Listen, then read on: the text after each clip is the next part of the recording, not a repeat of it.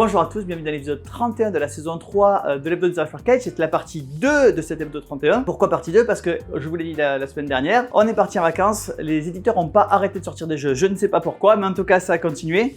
Du coup on a dû couper l'hebdo en deux parties, vous avez donc cette deuxième partie en début de semaine, ce qui ne corrigera pas le fait qu'on aura encore un hebdo en fin de semaine. On démarre tout de suite avec les autres nouveautés de cet hebdo numéro 31. Et on commence par une série de jeux revisités, et quoi de plus traditionnel que le jeu de 54 cartes? Et bien voici de nouvelles revisites du jeu de 54. Vous aviez déjà chez Parkage le jeu de 54 Avengers revu par Theory 11. Et bien Theory 11 a revu son jeu de 54 cartes avec pas mal de nouvelles licences, notamment les Beatles, il y a l'édition bleue et l'édition jaune. Vous avez également Spider-Man, vous avez James Bond 007 et sans doute le plus beau de tous, celui du Seigneur des Anneaux. Bref, beaucoup de licences pour jouer à vos jeux les plus classiques avec un jeu de cartes absolument magnifique. C'est les jeux de Theory 11. Autre grand classique revu et corrigé, c'est Risk Strike. Cette fois-ci, ça se présente sous la forme d'un jeu de cartes. Il y a pour autant toujours des dés pour régler les combats, mais le jeu se joue de façon beaucoup plus courte. Ça permet de condenser les parties de Risk pour avoir tout le plaisir de la conquête du monde, mais en beaucoup moins de temps. C'est Risk Strike. Autre très grand classique, voici Double, la version pas de patrouille. Évidemment, cette licence qui est faite pour les plus jeunes. Et Double, c'est un jeu qui se joue à tout âge. Donc évidemment, le Double, pas de patrouille. Autre jeu qui sort dans une nouvelle édition, c'est le même jeu cette fois-ci, c'est les Junkies. Les Junkies, c'est ce jeu où vous devez estimer si une catégorie de gens c'est cœur sur eux ou la peine de mort et trouver quelles sont les estimations de vos partenaires. Ici, la nouvelle édition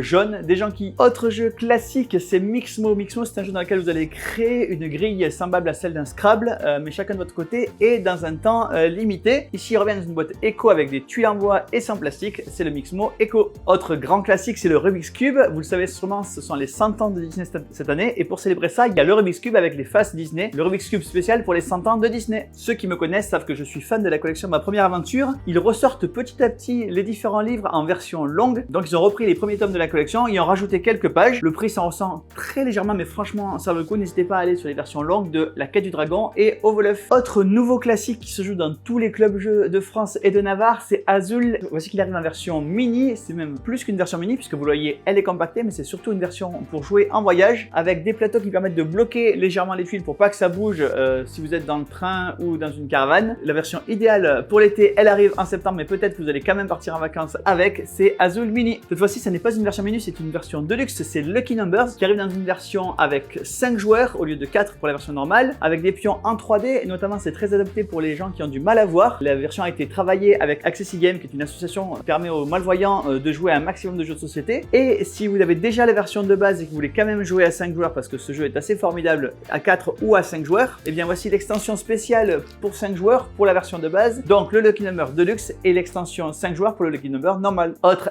grand classique évidemment, c'est Skio. Skio, c'est un jeu qui a un succès phénoménal chez Parkage et ailleurs, au point qu'il y a maintenant des déclinaisons. Il y a le Skio Action et maintenant le Skio Junior. C'est tout simple, le principe est sensiblement le même que le Skio de base. Simplement, il est adapté pour les plus jeunes, on peut y jouer à partir de 4 ans. Les chiffres sont remplacés par des fruits. Quand je dis remplacer, les chiffres sont toujours présents sur les cartes, ils sont juste additionnés avec les fruits. Vous pouvez donc jouer à partir de 4 ans à Skio. Et on continue avec Terra Nova. Terra Nova, c'est une version modernisée, simplifiée de Terra Mystica. Terra Mystica, c'est vraiment un top jeu puisqu'il est 26e meilleur jeu de tous les temps d'après le classement Board Game Geek, 22e meilleur jeu de stratégie de tous les temps. Ici, il revient donc avec une nouvelle version avec pas mal de règles qui ont été épurées, donc plus simple à jouer, plus simple à expliquer, pour autant tout aussi riche. C'est Terra Nova, une version épurée de Terra Mystica. Et on continue avec 2 nouvelles boîtes dans la série des City Collections.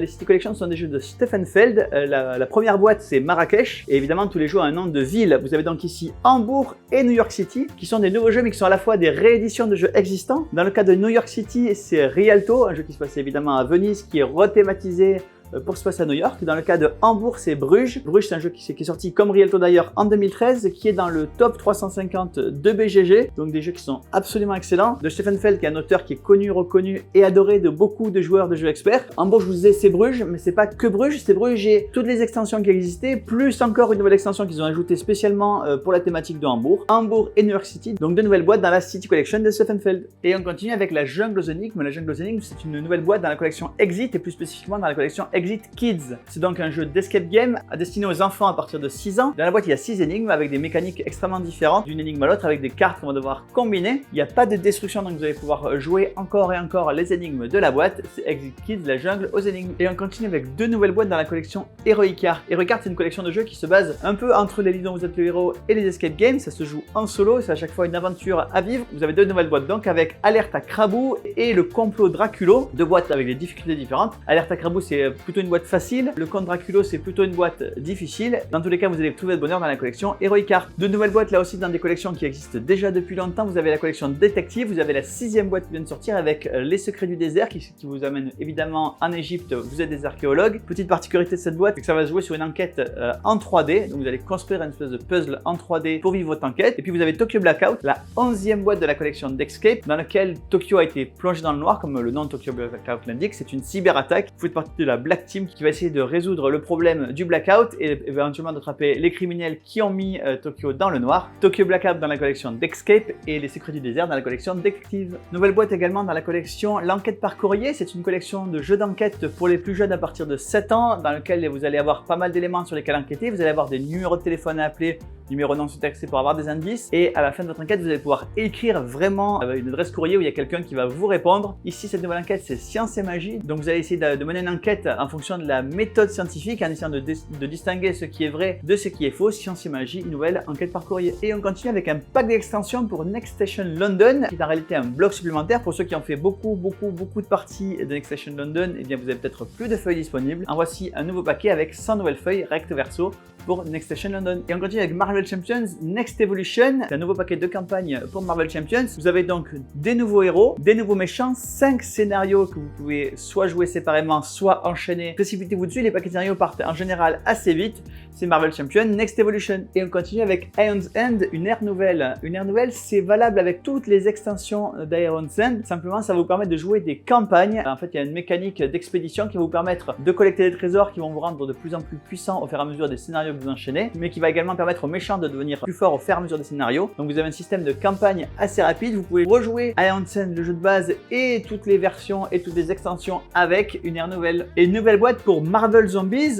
ce jeu qui est basé évidemment sur la licence Zombicide, dans lequel les super-héros se retrouvent confrontés à des zombies. Grande particularité de cette boîte, c'est que dans cette boîte, les héros Marvel peuvent être également transformés en zombies, et vous allez avoir le choix soit de jouer des héros Marvel qui affrontent des héros Marvel zombifiés, soit les héros Marvel zombifiés eux-mêmes qui vont devoir manger un maximum de citoyens pour se satisfaire. Donc deux camps possibles, le camp des gentils Marvel ou le camp des méchants zombies des héros Marvel. C'est Marvel Zombies, la résistance des héros. Et on continue avec l'extension Bretter et Druid pour Here to Slay, de nouvelles classes de personnages pour votre partie, de varier encore davantage les parties de Here to Slay, et comme d'habitude on fait un PK Game Pack avec le jeu de base et l'extension Bretter et Druid. Et on continue avec une extension pour Happy Little Dinosaurs, les joyeux petits dinosaures. C'est un jeu qui se joue jusqu'à 4 joueurs, et bien grâce à cette boîte vous allez pouvoir jouer jusqu'à 5 joueurs, et comme d'habitude on fait un PK Game Pack à tarif promotionnel avec le jeu de base et l'extension pour 5 et 6 joueurs. Et on continue avec Papers Dungeons Side Quest. Side Quest est une extension pour Papers Dungeons comme son nom l'indique, dans laquelle vous allez rencontrer de nouveaux monstres plus difficiles, vous allez avoir de nouveaux blocs de feuilles, vous allez avoir pas mal de choses qui vont venir enrichir et complexifier le jeu, et comme d'habitude il y aura un PK Game Pack avec le jeu de base et Side Quest. Parfois dans la vie, pour être parfaitement heureux, on va se replonger dans des souvenirs et réévoquer le temps où tout était simple, où la vie était belle. Et bien c'est exactement ce que vous propose cette extension pour la quête du bonheur qui s'appelle Nostalgie. Nostalgie, c'est donc une extension qui vous permet de revenir dans le passé et revivre des moments du passé. C'est la quête du bonheur Nostalgie. Et on continue avec Wilderness, une extension pour Northgard qui va vous amener de nouvelles tuiles. Et qui dit nouvelles tuiles dit nouveaux monstres. Il y a dans la boîte 8 figurines avec des nouveaux personnages que vous allez devoir bien sûr affronter. Pas mal de nouvelles tuiles pour varier vos parties. C'est Wilderness, l'extension pour Northgard. Et on continue avec une nouvelle collection de puzzles qui s'appelle 4D Build, qui va vous permettre d'avoir non seulement le plaisir de faire le puzzle, mais également des puzzles qui sont faits pour être exposés en fin de montage. Évidemment sur des licences extrêmement connues. Vous avez par exemple la licence Star Wars, vous avez ici le X-Wing, le casque de Boba Fett, mais aussi, toujours chez Star Wars,